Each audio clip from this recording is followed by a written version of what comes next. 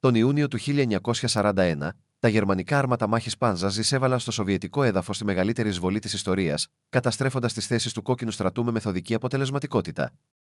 Τα πληρώματα των αρμάτων μάχης έστελναν αναφορές για παροχημένα σοβιετικά άρματα μάχης, εύκολα θύματα για τα γερμανικά πυροβόλα. Οι εκτιμήσεις των μυστικών υπηρεσιών επιβεβαίωσαν αυτό που οι Γερμανοί μηχανικοί ήδη πίστευαν. Η σοβιετική τεχνολογία ήταν πρωτόγονη και μια γενιά πίσω από τη βιομηχανική δύναμη του Ράιχ. Τότε οι αναφορές άλλαξαν. Ένας διοικητής Πανζόου 3 κοντά στο Ρωσονί της Λιθουανίας πάτησε το κουμπί του ασυρμάτου του με τα χέρια του να τρέμουν ασταμάτητα. Η φωνή του έσπασε καθώς περιέγραφε αυτό που είχε μόλις συμβεί. Ένα μοναδικό σοβιετικό άρμα, βαμμένο πράσινο και γωνιώδες, είχε εμφανιστεί στο δρόμο μπροστά του. Ο πυροβολητής του πυροβόλησε. Η οβίδα χτύπησε το κεκλειμένο μέτωπο του άρματος και αναπήδησε στα δέντρα. Το σοβιετικό άρμα δεν είχε καν επιβραδύνει. Πυροβόλησε μία φορά. Το Πάνζαρ 3 δίπλα του εξεράγει, με τον πυργίσκο να περιστρέφεται στον αέρα. Ο διοικητής παρακολούθησε το σοβιετικό άρμα να περνά από μια γερμανική θέση αντιαρματικών πυροβόλων, συνθλίβοντας τα πυροβόλα κάτω από τις ερπίστριές του, με τις οβίδες να αναπηδούν από το θωρακισμά του σαν πεταμένες πέτρες.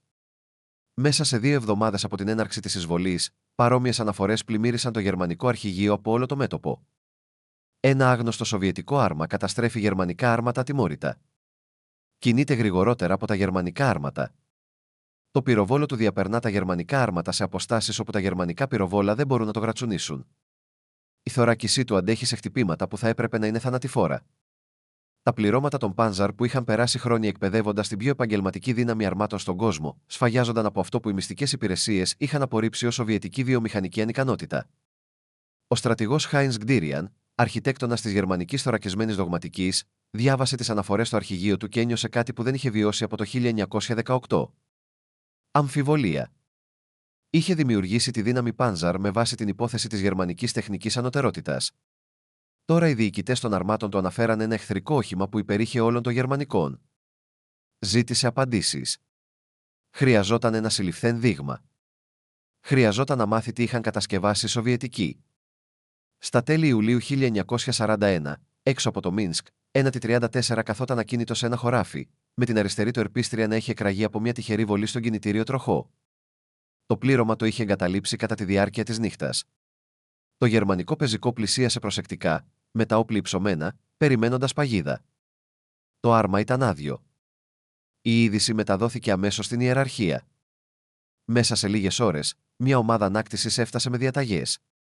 Να μεταφέρουν αυτό το άρμα στη Γερμανία. Με κάθε μέσο. Το φόρτωσαν σε ένα βαγόνι, το κάλυψαν με μουσαμάδες και το έστειλαν δυτικά υπό ένοπλη φρουρά. Το τρένο διέσχισε την Πολωνία και μπήκε στη Γερμανία, μεταφέροντας ένα μυστικό που θα άλλαζε την πορεία του πολέμου. Στο Κάμαρντορφ, στο πεδίο δοκιμών νότια του Βερολίνου, περίμεναν μηχανικοί από το Waffenproof, το γραφείο δοκιμών όπλων. Αυτοί ήταν οι άνδρες που σχεδίασαν τα Panzer 3 και I, οι οποίοι κατανοούσαν τα θωρακισμένα οχήματα, τα όπλα και τους κινητήρες καλύτερα από σχεδόν οποιονδήποτε άλλο. Τους είχαν πει να περιμένουν κάτι αξιοσημείωτο. Νόμιζαν ότι ήταν έτοιμοι. Δεν ήταν.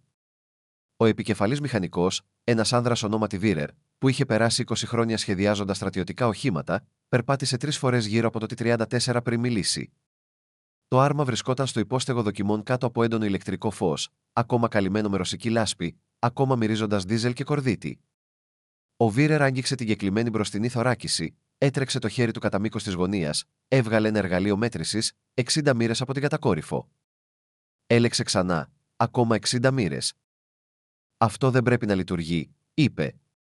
Τελικά, οι βοηθοί του τον κοίταξαν. Ο Βίρερ έδειξε την πλάκα του γυαλιού. Αυτή η θωράκιση έχει πάχος μόνο 45 χιλιοστόμετρα. Το Πάνζα 3 μας έχει 50 χιλιοστόμετρα, αλλά λόγω αυτής της γωνίας, έκανε τον υπολογισμό στο μυαλό του και μετά στο χαρτί για να είναι σίγουρος. Το πραγματικό πάχος είναι σχεδόν 80 χιλιοστόμετρα έναντι των όπλων μας σε αποστάσεις μάχης. Ένας νεότερος μηχανικός ονόματι Κλάους μέτρησε τις ερπίστριες, πλάτους 500 χιλιοστόμετρων, σχεδόν διπλάσιες από το πλάτος των γερμανικών ερπιστριών.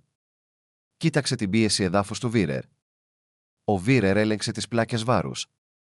26 και ένα δεύτερο τόνι. Έκανε τους υπολογισμούς. Η πίεση εδάφους του T-34 ήταν δραματικά χαμηλότερη από οποιοδήποτε γερμανικό άρμα. Μπορούσε να διασχίσει λάσπη, χιόνι, μαλακό έδαφος όπου τα Πάνζα θα κολούσαν. Οι φαρδιές ερπίστριες δεν ήταν μόνο για επίδειξη. Ήταν μια λύση για το έδαφος του Ανατολικού μετώπου που οι Γερμανοί μηχανικοί δεν είχαν ακόμα αναγνωρίσει ως πρόβλημα. Άνοιξαν το χώρο του κινητήρα. Η μυρωδιά του ντίζελ τους χτύπησε αμέσως. Ο Βερ κοίταξε τον τεράστιο κινητήρα V12 και μετά έλεγξε τις σημειώσεις του για να βεβαιωθεί ότι είχε διαβάσει σωστά. Όλα τα γερμανικά άρματα μάχης λειτουργούσαν με βενζίνη. Η βενζίνη ήταν πτυτική, έφλεκτη, μια θανατική ποινή αν το άρμα χτυπιόταν. Αλλά οι βενζινοκινητήρες ήταν εξελιγμένοι, ισχυροί, αυτό που χρειάζονταν τα σύγχρονα άρματα μάχης. Οι Σοβιετικοί είχαν βάλει ντίζελ σε ένα άρμα μάχης, ένα ντίζελ 500 ύπων σε ένα μεσαίο άρμα μάχης. 500 ύπη, είπε σιγά σιγά ο Βίρερ. Ένα Panzer 3 έχει 300. Αυτό το άρμα μάχης είναι ελαφρύτερο από ένα Panzer 4, αλλά έχει σχεδόν διπλάσια δύναμη. Άνοιξε το σύστημα καυσίμου τα έγγραφα που είχαν καταλάβει. Και το ντίζελ είναι λιγότερο έφλεκτο, πιο δύσκολο να αναφλεγεί, ακόμα και αν το άρμα διαπεραστεί. Ο Κλάους εξέταζε το σύστημα ψήξης. Ο κινητήρας είναι τοποθετημένος εγκάρσια. Κοίτα αυτή τη διάταξη. Είναι απλή, αλλά είναι εξαιρετική. Εύκολη στην πρόσβαση, εύκολη στη συντήρηση. Θα μπορούσες να βγάλεις ολόκληρο το σύστημα ισχύως σε ένα εργαστήριο πεδίου. Έτρεξε το χέρι του κατά μήκος των υποστηριγμάτων του κινητήρα. Τα άρματα μας χρειάζονται εργοστασιακές εγκαταστάσεις για σημαντικές εργασίες στον κινητήρα. Αυτό μπορεί να το κάνει ένα πλήρωμα με βασικά εργαλεία. Πήγαν στο πυροβόλο. Το 76,2 χιλιοστόμετρα F-34 κυριαρχούσε στο εσωτερικό του πυργίσκου. Ο Βίρερ εξέτασε το κλίστρο, το σύστημα ανάκρουσης, την αποθήκη πυρομαχικών. Πήρε ένα κατασχεμένο διατριτικό βλήμα. Βαρύτερο από τα γερμανικά βλήματα, μακρύτερο. Έλεξε τις προδιαγραφές που μετέφρασαν από κατασχεμένα σοβιετικά έγγραφα. Ταχύτητα βολής πάνω από 700 μέτρα το δευτερόλεπτο, διείσδυση 90 χιλιοστόμετρων κάθετης θωράκισης στα 500 μέτρα. Το μακρύ μας πυροβόλο 50 χιλιοστόμετρα, είπε ο Βίρερ, διαπερνά 60 χιλιοστόμετρα στην ίδια απόσταση. Αυτό το πυροβόλο είναι διαφορετικής κατηγορίας. Κοίταξε τον Κλάους. Και το τοποθετούν σε ένα μεσαίο άρμα. Ένα μεσαίο άρμα που κινείται γρηγορότερα από τα δικά μας μεσαία, έχει καλύτερη θωράκιση από τα δικά μας μεσαία και κοστίζει λιγότερο να κατασκευαστεί από τα δικά μας μεσαία. Πέρασαν 3 ημέρες εξετάζοντας κάθε σύστημα. Το κυβότιο ταχυτήτων ήταν πρωτόγωνο, δύσκολο να αλλάξει ταχύτητες, επιρρεπές σε βλάβες. Οι συσκευές όρασης ήταν απαράδεκτες, στενά περισκόπια που έδιναν στο πλήρωμα ελάχιστη επίγνωση της κατάστασης. Ο πυργίσκος ήταν στενός, άβολος, κακώς διαρρυθμισμένος για το πλήρωμα. Ο ασύρματος ήταν πρωτόγωνος όταν υπήρχε. Πολλά T-34 δεν είχαν ραδιόφωνο, αναγκάζοντας τους διοικητές να χρησιμοποιούν σημαίες όπως η υπασία του 19ου αιώνα, αλλά τίποτα από αυτά δεν είχε σημασία. Ο Κλάους συνέταξε την τελική έκθεση στο γραφείο του Βίρερ. Διάβασε τα βασικά ευρήματα δυνατά. Ανώτερη θωράκιση προστασίας μέσω κλίσης. Ανώτερη κινητικότητα μέσω ευραίων ελαστικών και ισχυρού κινητήρα. Ανώτερη πυρκαγιά μέσω μεγαλύτερου πυροβόλου. Κόστος κατασκευής περίπου το μισό από αυτό του Panzer 4. Χρόνος παραγωγής περίπου τα 2 τρίτα από αυτό του Panzer 4. Ο Βίρερ καθόταν σιωπηλός. Έξω, οι εργάτες συναρμολογούσαν Panzer 4 στο εργοστάσιο, το καμάρι της γερμανικής μηχανικής. Μέσα σε αυτό το γραφείο, 2 άνδρες κοίταζαν τα στοιχεία που αποδείκνυαν ότι οι Σοβιετικοί, που είχαν απορριφθεί ως καθυστερημένοι και πρωτόγονοι, είχαν κατασκευάσει ένα καλύτερο άρμα. Όχι καλύτερο σε κάθε λεπτομέρεια. Καλύτερο στους τομείς που είχαν σημασία για την νίκη σε μάχες αρμάτων. Η κεκλειμένη θωράκιση, είπε ο Βίρερ. Γνωρίζαμε για την κλίση. Το γνωρίζαμε εδώ και χρόνια. Επιλέξαμε να μην τη χρησιμοποιήσουμε επειδή περιπλέκει την εσωτερική διάταξη, μειώνει τον εσωτερικό όγκο και δυσχεραίνει την κατασκευή. Έδειξε με το χέρι την τεκμηρίωση του T-34. Αυτοί δέχτηκαν αυτές τις επιπλοκές. Το έκαναν να λειτουργήσει. Και τώρα έχουν ένα άρμα μάχης που τα όπλα μας δεν μπορούν να αγγίξουν. Ο Κλάους κοίταξε τις αναφορές μάχης που είχαν λάβει εκείνο το πρωί. Περισσότερες απώλειες γερμανικών αρμάτων μάχης. Περισσότερα πληρώματα Πάνζαρ αναφέρουν ότι οι όμβρες τους αναπήδησαν από τη σοβιετική θωράκιση. Τι να τους πούμε. Ο Μπέρναρ σήκωσε το τηλέφωνο για να καλέσει το Βερολίνο. Την αλήθεια. Αντιμετωπίζουμε ένα άρμα που είναι καλύτερο από οτιδήποτε έχουμε. Και από μικρόν με τόνο, τι λέει η υπηρεσία πληροφοριών, κατασκευάζουν χιλιάδες από αυτά. Η αναφορά έφτασε στο αρχηγείο του Χίτλερ στις αρχές Αυγούστου 1941. Ο Φίρερ τη διάβασε και αρνήθηκε να την πιστέψει. Η σοβιετική τεχνολογία ήταν κατώτερη. Όλοι το ήξεραν αυτό. Οι πρώτες νίκες το αποδείκνυαν. Αυτοί οι μηχανικοί ήταν απεσιόδοξοι, έβλεπαν προβλήματα όπου δεν υπήρχαν. Κατέθεσε την αναφορά και διέταξε να συνεχιστεί η προέλαση. Αλλά οι μηχανικοί δεν έκαναν λάθος. Στο Κιούμισντόρφ, η ομάδα του Βίρερ συνέχισε τις δοκιμές. Πυροβόλησαν με γερμανικά αντιαρματικά πυροβόλα το κατακτημένο T-34 από διάφορες αποστάσεις. Το πυροβόλο 37 χιλιοστόμετρα που εξόπλιζε τα πρώτα Panzer III δεν μπορούσε να διαπεράσει την μπροστινή θωράκιση του T-34 σε καμία απόσταση μάχης. Το πυροβόλο 75 χιλιοστόμετρα με κοντό κανόνι στο Panzer IV μπορούσε να διαπεράσει από κοντινή απόσταση αν χτυπούσε την επίπεδη πρόσωψη του πυργίσκου, αν η γωνία ήταν σωστή. Το πυροβόλο 50 χιλιοστόμετρα στα μεταγενέστερα Panzer III μπορούσε να διαπεράσει σε αποστάσεις κάτω των 500 μέτρα, μερικές φορές ανάλογα με τη γωνία. Μερικές φορές, έγραψε ο Βίρερ στις σημειώσεις του, ανάλογα με τη γωνία, σε κοντινή απόσταση, υπογράμμισε τις λέξεις «Αυτό δεν είναι αποδεκτό». Δεν είναι έτσι που λειτουργεί η ανώτερη τεχνολογία. Δοκίμασαν το πυροβόλο του T-34 εναντίον εχμαλωτισμένων γερμανικών αρμάτων. Το πυροβόλο 76 χιλιοστόμετρα διέσπασε τη θωράκιση του Panzer III σαν χαρτί. Διείσδησε στο Panzer για μετοπική θωράκιση σε αποστάσεις άνω του 1 χιλιόμετρου. Τα γερμανικά άρματα μάχης που είχαν κατακτήσει την Πολωνία και τη Γαλλία ήταν παροχημένα και ο πόλεμος είχε ξεκινήσει μόλις πριν από 6 εβδομάδες. Ο Βίρερ συγκάλεσε συνάντηση με εκπροσώπους γερμανικών κατασκευαστών αρμάτων μάχης. Η Porsche έστειλε μηχανικούς. Η Henal έστειλε μηχανικούς. Η MAN έστειλε μηχανικούς. Ο Βίρερ είχε το T-34 τοποθετημένο στο κέντρο του πεδίου δοκιμών. Οι μηχανικοί που το επισκέφτηκαν περπάτησαν γύρω του σιωπηλά. «Κύριοι», είπε ο Βίρερ, «αυτό είναι που αντιμετωπίζουμε. Και δεν είναι λίγα. Η παραγωγική ικανότητα της Σοβιετικής Ένωσης είναι τεράστια. Οι μυστικές υπηρεσίες εκτιμούν ότι μπορεί να κατασκευάσουν δεκάδες χιλιάδες από αυτά τα άρματα. Δεκάδες χιλιάδες άρματα που είναι καλύτερα από τα καλύτερα σχέδια μας». Ένας μηχανικός της Porsche ονόματι Φρίντρικ εξέτασε την κεκλειμένη θωράκιση. «Μπορούμε να προσθέσουμε κεκλειμένη θωράκιση στα σχέδια μας. Δεν είναι αδύνατο». «Δεν είναι αδύνατο», συμφώνησε ο Βίρερ. «Αλλά απαιτεί πλήρη επανασχεδιασμό. Νέα σκάφη, νέες πυργίσκοι, νέες γραμμές παραγωγής». «Πόσο καιρό?» Ο Φρίντρικ έκανε τον υπολογισμό. 2 χρόνια, ίσως 3, για να σχεδιάσουμε, να δοκιμάσουμε και να ξεκινήσουμε την παραγωγή. «Δεν έχουμε 2 χρόνια», είπε ο Κλάους. Έδειξε τις τελευταίες αναφορές για τις απώλειες. «Χάνουμε άρματα τώρα. Χάνουμε πλήρωμα τώρα. Και κάθε μήνα, τα σοβιετικά εργοστάσια κατασκευάζουν περισσότερα T-34. Η συνάντηση διήρκεσε 6 ώρες. Εξέτασαν κάθε σύστημα, συζήτησαν κάθε επιλογή, υπολόγισαν κάθε χρονοδιάγραμμα. Το συμπέρασμα ήταν αναπόφευκτο. Η Γερμανία χρειαζόταν νέα άρματα μάχης, όχι βελτιωμένες εκδόσεις των υφιστάμενων σχεδίων. Εντελώς νέα άρματα μάχης κατασκευασμένα με βάση τα διδάγματα που έδωσε το T-34. Το πρόγραμμα του άρματος μάχης Panther ξεκίνησε εκείνο το φθινόπωρο. Οι Γερμανοί μηχανικοί πήραν την ιδέα της κεκλειμένης θωράκισης του T-34 και την τελειοποίησαν. Πρόσθεσαν τη γερμανική τεχνολογική εξελιξιά, καλύτερα οπτικά συστήματα, καλύτερη εργονομία για το πλήρωμα, καλύτερα συστήματα μετάδοσης. Δημιούργησαν ένα άρμα που τέριαζε με τη θωράκιση του T-34 και ξεπερνούσε την πυρκαγιά του. Αλλά το Panther δεν θα μπει σε υπηρεσία μέχρι το 1943. 2 χρόνια μάχης με κατώτερα άρματα. 2 χρόνια απώλειες που δεν μπορούσαν να αντικατασταθούν. Το πρόγραμμα Tiger που είχε ήδη ξεκινήσει επιταχύνθηκε. Αν τα γερμανικά άρματα μάχης δεν μπορούσαν να ανταγωνιστούν τη σοβιετική θωράκιση με κλίση, θα την ανταγωνίζονταν με πάχος. Το Tiger θα είχε θωράκιση πάχους άνω των 100 χιλιοστόμετρα στο μπροστινό μέρος. Το πυροβόλο 88 χιλιοστόμετρα θα διείσδυε σε οποιοδήποτε σοβιετικό άρμα μάχης σε οποιαδήποτε απόσταση. Αλλά τα Tiger ήταν ακριβά, πολύπλοκα και δύσκολα στην κατασκευή. Η Γερμανία θα παρήγαγε λιγότερα από 2.000 Tiger κατά τη διάρκεια ολόκληρου του πολέμου. Οι Σοβιετικοί θα κατασκεύαζαν πάνω από 60.000 T-34.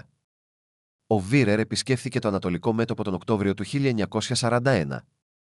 Ήθελε να δει το T-34 σε μάχη, να καταλάβει πώς το χρησιμοποιούσαν οι Σοβιετικοί πληρώματα, να βεβαιωθεί ότι τα αποτελέσματα των δοκιμών ταιριάζουν με την πραγματικότητα του πεδίου μάχης. Ταξίδεψε με μια εταιρεία Πάντζα κοντά στη Μόσχα, παρακολουθώντας με κι άλλα καθώς εμπλέκονταν με σοβιετικά άρματα την αυγή. 3T-34 εμφανίστηκαν σε μια γραμμή κορυφογραμμών, με το περίγραμμα τους να ξεχωρίζει στον ανατέλλοντα ήλιο. Ο Γερμανός διοικητής της εταιρείας διέταξε τους Panzer Typhons να πυροβολήσουν. 6 άρματα πυροβόλησαν σχεδόν ταυτόχρονα. Ο Βίρερ παρακολούθησε τις ιχνηλάτιες να διατρέχουν το πεδίο. 5 βλήματα χτύπησαν. Ένα T-34 δέχτηκε 3 χτυπήματα στην μπροστινή θωράκιση. Και τα 5 βλήματα αναπήδησαν. Φωτεινές πίθες στο πρωινό φως. Τα T-34 δεν υποχώρησαν. Προχώρησαν. Ο Γερμανός διοικητής της εταιρείας μίλησε στο ραδιόφωνο με σταθερή αλλά επίγουσα φωνή. Κοντινή απόσταση. Πλησιάστε σε κοντινή απόσταση. Στοχεύστε στην πρόσωψη του πυργίσκου. Τα Panzer Fouls προχώρησαν, με τους κινητήρες να βρυχώνται, προσπαθώντας να μειώσουν την απόσταση πριν τα T-34 προλάβουν να πυροβολήσουν. Δεν τα κατάφεραν. Τα T-34 πυροβόλησαν. 2 Panzer Fans εξεράγησαν αμέσως. Καταστροφικές φωτιές πυρομαχικών που έστειλαν στήλες καπνού στον ουρανό. Το τρίτο Panzer 4 δέχτηκε ένα χτύπημα στον πυργίσκο που έσκησε ολόκληρο το άνω μέρος, σκοτώνοντας ακαριέα το πλήρωμα. Τα υπόλοιπα 3 Panzer υποχώρησαν, ρίχνοντας καπνογόνα, προσπαθώντας να διακόψουν την επαφή. Το ένα δεν τα κατάφερε. Ένα βλήμα T-34 το χτύπησε στο πλάι, διαπερνώντας το λεπτότερο θωράκιο, μετατρέποντας το άρμα σε ένα καμένο συντρίμια. Ο Βίρερ παρακολουθούσε μέσα από τα κιάλια του καθώς τα T-34 περνούσαν από τα καμένα γερμανικά άρματα, κατευθυνόμενα προς τις γερμανικές γραμμές. Φαινόταν ασταμάτητα. Ήταν ασταμάτητα, τουλάχιστον με τα όπλα που διέθετε αυτή η εταιρεία. Σκέφτηκε την αναφορά που είχε γράψει, τις προειδοποιήσεις που είχε δώσει, τις συστάσεις που είχαν αρχιοθετηθεί και αγνοηθεί. Ο διοικητής της εταιρείας καθόταν στο όχημα διοίκησης, με το κεφάλι στα χέρια. 4 άρματα, είπε. 4 άρματα σε 3 λεπτά, και δεν τα γρατζουνίσαμε καν. Κοίταξε το Βίρερ. Εσύ είσαι ο μηχανικός. Πες μου. Πώς θα τα πολεμήσουμε αυτά τα πράγματα? Ο Βέρερ δεν είχε καλή απάντηση. Στοχεύστε στα πλάγια. Στοχεύστε στο πίσω μέρος. Πλησιάστε. Χρησιμοποιήστε βλήματα υψηλής εκρηκτικότητας για να καταστρέψετε τις ερπίστριες. Μετά κάντε λιγμούς για πλευρικά πυρά, έκανε μια παύση. Ή περιμένετε για νέα άρματα? Καλύτερα άρματα. Πότε? Σε 2 χρόνια. Ο διοικητής γέλασε. Ένα πικρό ήχο. 2 χρόνια. Θα είμαστε όλοι νεκροί σε 2 χρόνια. Δεν είχε άδικο. Η εταιρεία θα καταστρεφόταν και θα ξαναχτιζόταν 3 φορές πριν το Πάνθαρ τεθεί σε υπηρεσία. Οι περισσότεροι από τους άντρες που συνάντησε ο Βέρερ εκείνη την ημέρα δεν θα επιζούσαν για να δουν τα νέα γερμανικά άρματα που το T-34 είχε αναγκάσει να κατασκευαστούν. Επιστρέφοντας στο Κάμαρντορφ, ο Βίρερ έγραψε την τελική του αξιολόγηση. Είχε περάσει 4 μήνες εξετάζοντας το T-34, δοκιμάζοντας το, παρακολουθώντας το σε μάχη. Είχε μετρήσει κάθε διάσταση, αναλύσει κάθε σύστημα, υπολογίσει κάθε μέτρηση απόδοσης. Το συμπέρασμα ήταν αναπόφευκτο. Το T-34, έγραψε, αντιπροσωπεύει τη πιο σημαντική πρόοδο στο σχεδιασμό αρμάτων μάχης από την εφεύρεσή τους. Συνδυάζει επαρκή θωράκιση, επαρκή πυρκαγιά και επαρκή κινητικότητα σε ένα πακέτο που μπορεί να παραχθεί μαζικά από σχετικά ανειδίκευτο εργατικό δυναμικό. Δεν είναι τέλειο. Τα συστήματα όρασης είναι ανεπαρκή. Το κυβότιο ταχυτήτων είναι ακατέργαστο. Η άνεση του πληρώματος είναι ελάχιστη. Αλλά είναι αποτελεσματικό. Κερδίζει μάχες αρμάτων. Και η αποτελεσματικότητα είναι ο μόνος δείκτης που έχει σημασία στον πόλεμο, συνέχισε. Ο σχεδιασμός των γερμανικών αρμάτων έχει δώσει προτεραιότητα στην πολυπλοκότητα έναντι της αποτελεσματικότητας. Εμείς έχουμε κατασκευάσει άρματα μάχης με εξαιρετική οπτική, άνετους χώρους για το πλήρωμα, αξιόπιστα συστήματα μετάδοσης και ακριβή κατασκευή. Αυτές είναι αξιοθαύμαστες ιδιότητες, αλλά δεν κερδίζουν μάχες εναντίον ενός εχθρού με ανώτερη θωράκιση και ανώτερα όπλα. Το T-34 αποδεικνύει ότι το πρωτόγονο αλλά αποτελεσματικό νικάτο εξελιγμένο αλλά ανεπαρκές. Οι συστάσεις του ήταν αυστηρές. Η Γερμανία πρέπει να ξεκινήσει αμέσως την παραγωγή άρματος μάχης με κεκλειμένη θωράκιση και όπλα ικανά να διαπεράσουν θωράκιση 80 χιλιοστόμετρων σε αποστάσεις μάχης. Αυτό απαιτεί την εγκατάλειψη των τρεχουσών γραμμών παραγωγής και την αποδοχή ενός κενού στη διαθεσιμότητα αρμάτων μάχης. Η εναλλακτική λύση είναι η συνέχιση της παραγωγής αρμάτων μάχης που δεν μπορούν να επιβιώσουν ενάντια στο T-34. Αυτό δεν είναι βιώσιμο. Η έκθεση στάλθηκε στην ανώτατη διοίκηση. Τι διάβασαν? Την κατάλαβαν. Διέταξαν τα προγράμματα Panther και Tiger να προχωρήσουν με μέγιστη προτεραιότητα. Αλλά διέταξαν επίσης τη συνέχιση της παραγωγής των Panzer III ES και IVs, επειδή η Γερμανία χρειαζόταν άρματα μάχης τώρα, ακόμα και ανεπαρκή άρματα, επειδή το ανατολικό μέτωπο κατανάλωνε οχήματα ταχύτερα από μικρόν με τόνο, τι τα εργοστάσια μπορούσαν να τα κατασκευάσουν.